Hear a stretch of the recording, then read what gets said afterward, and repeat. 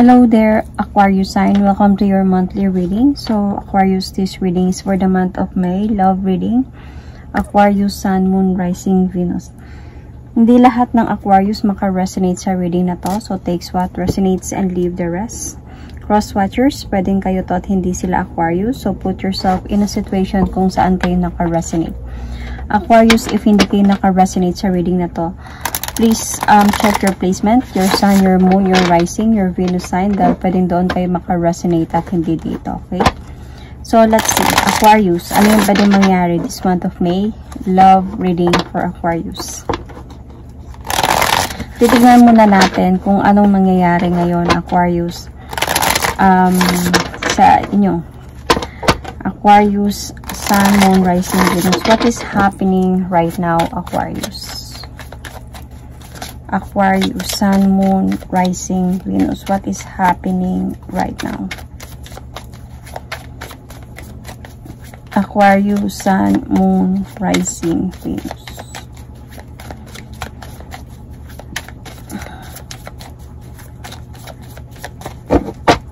I'm going to pull an oracle card. This is Heart's Hidden Secret oracle card sa person side mo. Emotional storm. So, turmoils, unstoppable, affected. Affected siya sa mga nangyayari sa inyo ngayon. Yung person mo. So, tignan natin sa part mo, sa side mo.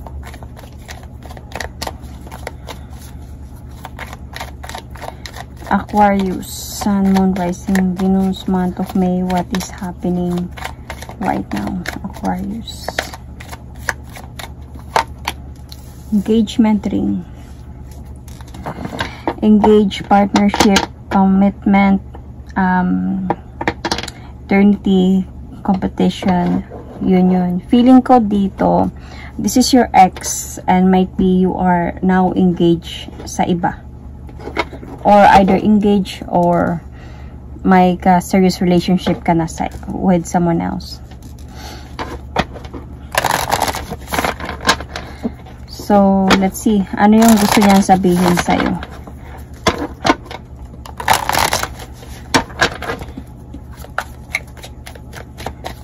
Ano yung gusto niyang sabihin sa'yo?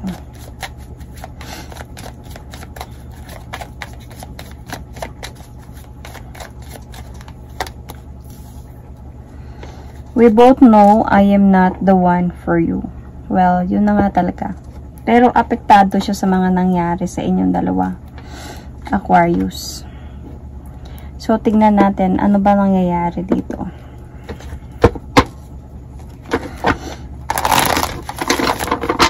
What is happening right now?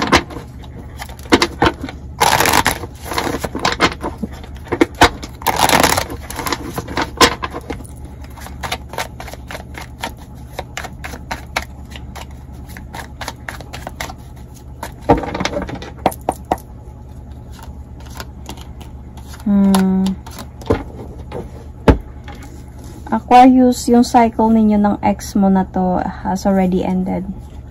Everything has changes na din. But yung person mo kasi na to, mahal ka pa din niya. Kahit sabihin natin na you are engaged na with someone else or meron ka ng someone else. Okay, either hindi pa naman kayo engaged, basta meron ka ng iba dito.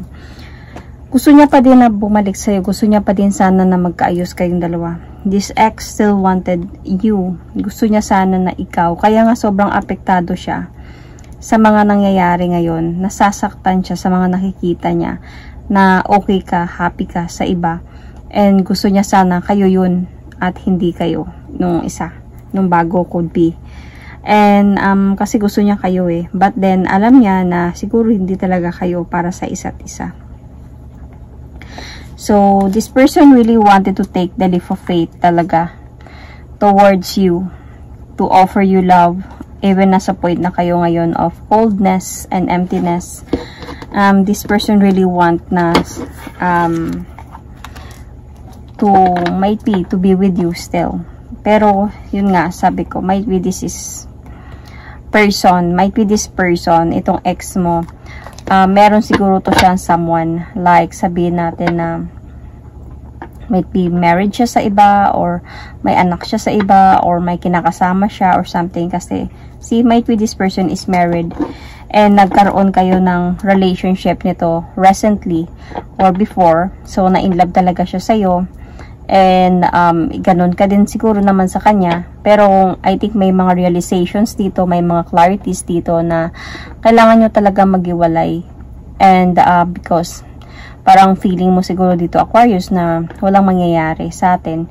Hindi din tayo makakasal kasi this is what I really want, that is what I really want. Gusto ko talaga makasal, pero hindi ko makukuha yun sa relasyon natin kasi might be because you are married legally.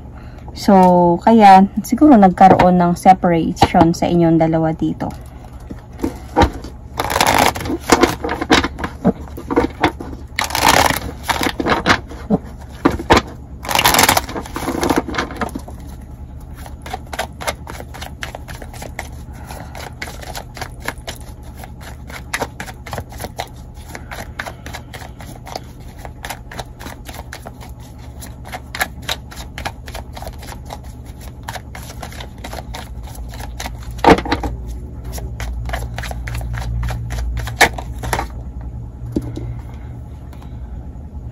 Feeling ko, Aquarius, ikaw na yung lumayo sa person na to.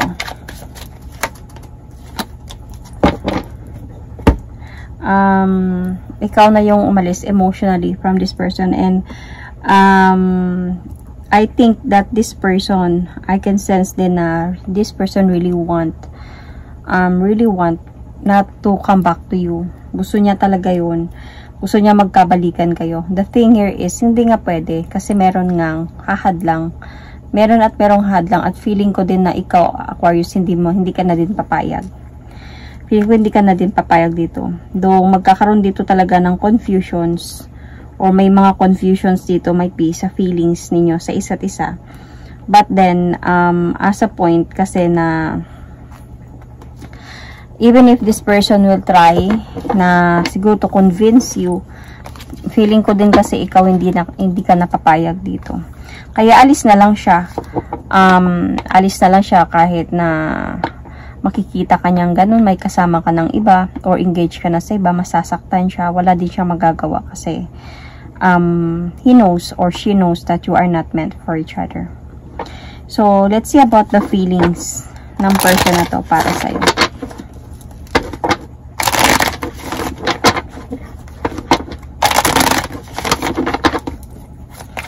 Feelings niya towards you.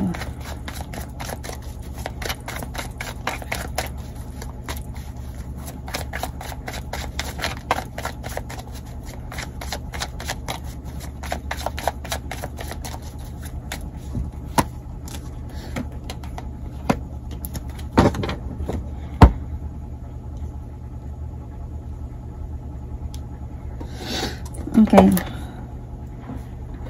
So, feelings ng person na to towards you, Aquarius, is, alam mo, disappointed siya. However, alam niya naman, gets niya yun, tanggap niya yun. Pero nga, sobra siyang emotional. Nasa emotional storm siya ngayon. And very apektado siya sa mga nangyayari, sa mga nakikita niya sa'yo, sa mga nangyayari sa buhay mo. So, he is a bit disappointed. Parang ito yung nararamdaman niya. Kasi, gusto niyang mag-offer sa'yo ng love. Wala siya magagawa. And he's a bit like, parang hindi niya na-appreciate yung nangyayari ngayon. Parang nasa point siya ngayon na parang hindi pwede to. Gusto ko sana ako yung kasama niya ngayon. Dapat kami to eh. Parang ganun. Dapat siya tsaka ako to eh. Pero bakit kaya lang hindi talaga pwede. So, this person is a bit disappointed. Either he or she. Okay? So, nasa point din siya ngayon ng mga unsureness. Nasa feeling siya of unsureness. Gusto niya talaga save sana yung relasyon ninyo. Pero, hindi pwede. Hindi nga kasi talaga pwede. And seeing you like this na, alam mo, nasa point naman siya na parang gusto niya maging masaya para sa'yo. Kaya lang, nasasaktan siya kasi gusto niya, siya yung magiging dahilan nun siya yung magiging dahilan ng happiness mo. Parang ganun. So, minsan di talaga siya nakakatulog sa gabi. Thinking about you being happy with someone else. Gusto niya talaga mag-move forward towards with you. But then, feeling ko ikaw na din kasi ata ang hindi siya kinakausap. Nasasaktan talaga siya dito. Nasasaktan siya sa mga nangyayari. So, ano naman yung nararamdaman mo dito, Aquarius?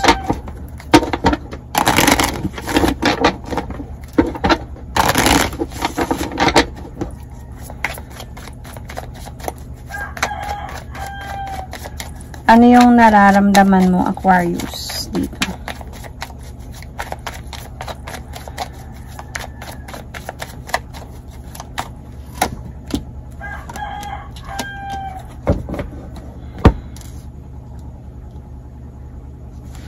So, ikaw naman dito, Aquarius, andun ka din sa point na, however, naiisip mo din to. Gumugulo din tong ex mo sa'yo. I mean, sa isipan mo. Siguro kinakausap ka nito. Siguro nagtatry siya mag-reach out sa'yo.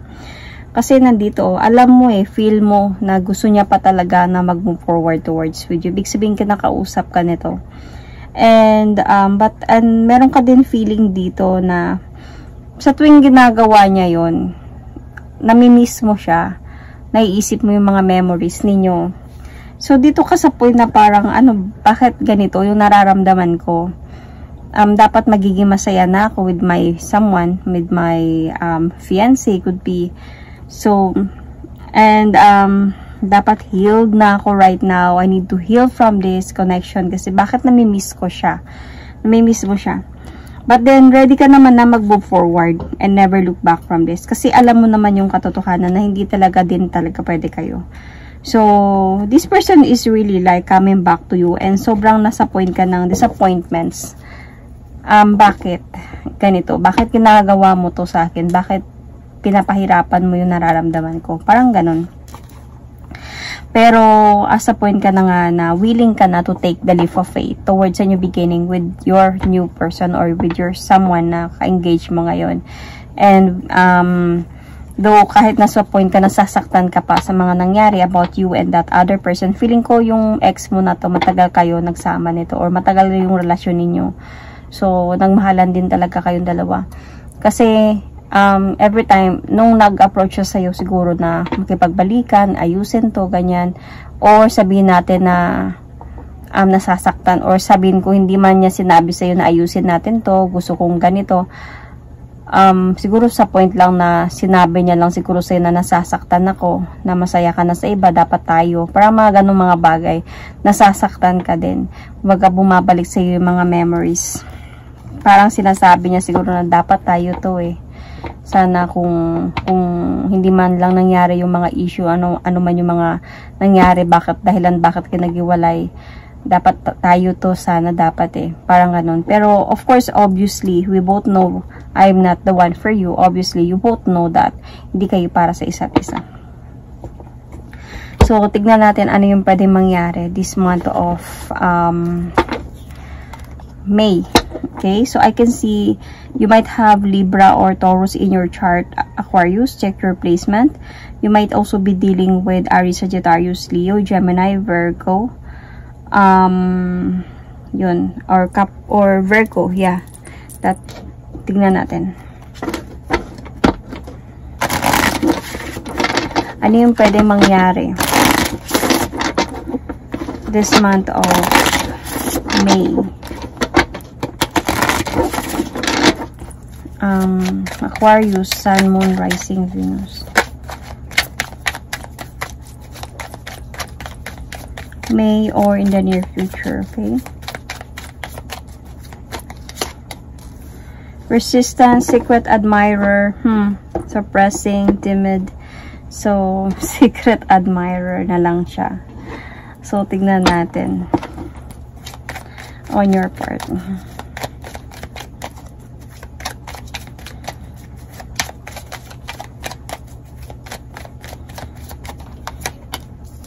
Separation, see? Sadness, missing you, thinking about you, yearning, and unsure of future. Kaya nga, kasi nga, nung time na yon naghiwalay kayo, 'di ba? Hindi kayo nag-uusap, parang tanggap nyo na yung isa't isa. Pero siguro nung time na nagkaroon ka na ng iba, and nung time na parang nagkaroon na serious commitment na kayo ng bago ng isa, na siguro na news na dumating sa kanya yung news na yon, doon siya parang wait lang, hindi ko kaya to parang mahal ko pa si Aquarius, parang hindi ko pa kaya talaga to. Doon nagkaroon sa'yo dito ng parang hindi naman sa confusions, pero memory flashback.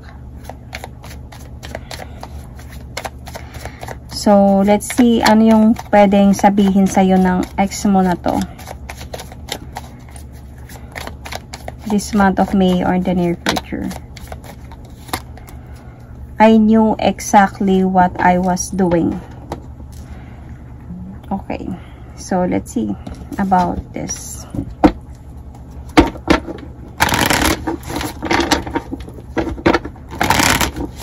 Ano yung pwedeng mangyari?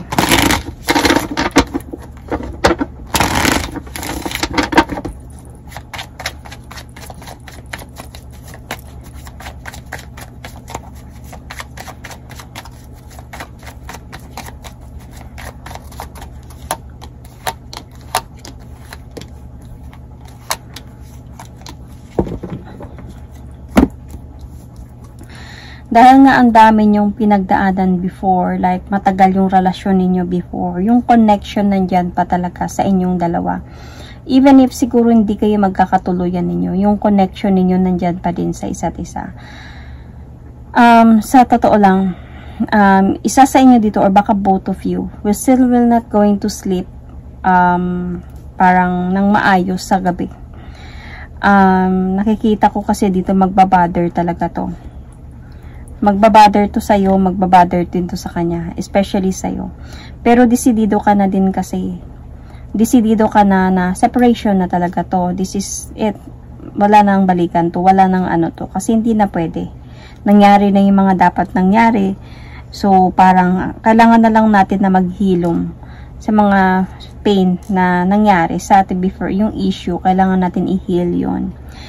Parang sasabihin mo, there's a possibility, diba? Kasi sasabihin mo din na we need to end this, we need to have some closure na din.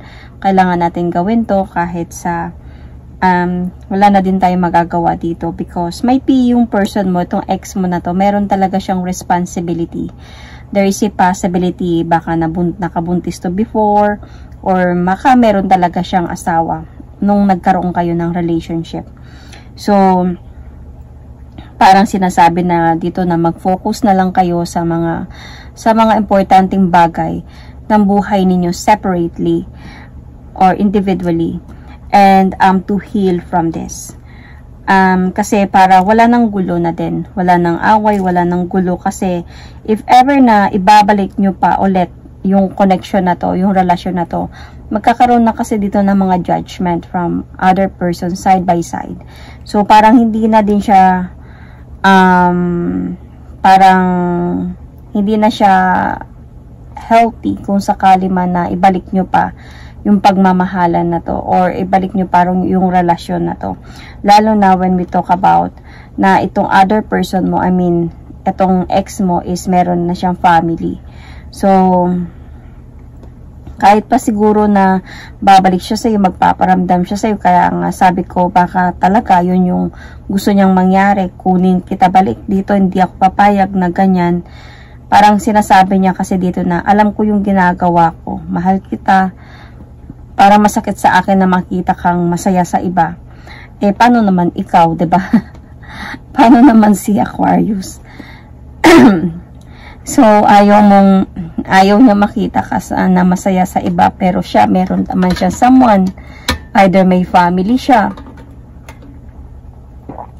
Parang, so much unfair, di ba? So, actually, may mga lalaki talagang ganyan.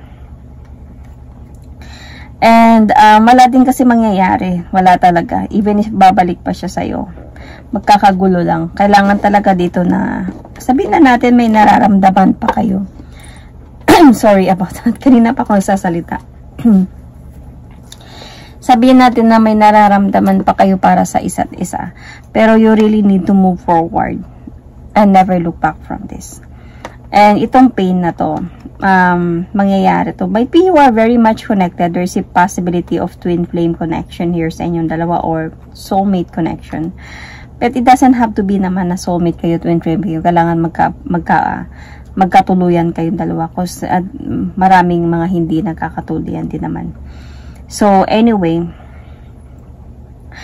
sa totoo lang, etong person mo, there is a possibility here na kung sakaling ipagpatuloy nyo to ulit, itong relasyon ninyo, possible na magiging option ka na lang din ulit. You know, parang nagiging unfair lang din talaga siya or nagiging selfish lang din talaga siya na ayaw niyang makita ka na mapunta na sa iba. Ikaw, okay lang sa'yo na meron siyang ganyan, someone else. So, parang unfair yun para sa kanya. Nagiging selfish siya in a way. So, separation na talaga to. Maybe this is already your decision na, hindi na, resistance. Kahit pa siguro na liligawan ka niya ulit or whatever, hindi na to. Parang ikaw na mismo, Aquarius, ang magde-decide dito na hihinto na natin to. Magkaroon na lang tayo ng closure this time. So, I'm going to pull an oracle card. A love message oracle card. So, yun. Love message oracle card.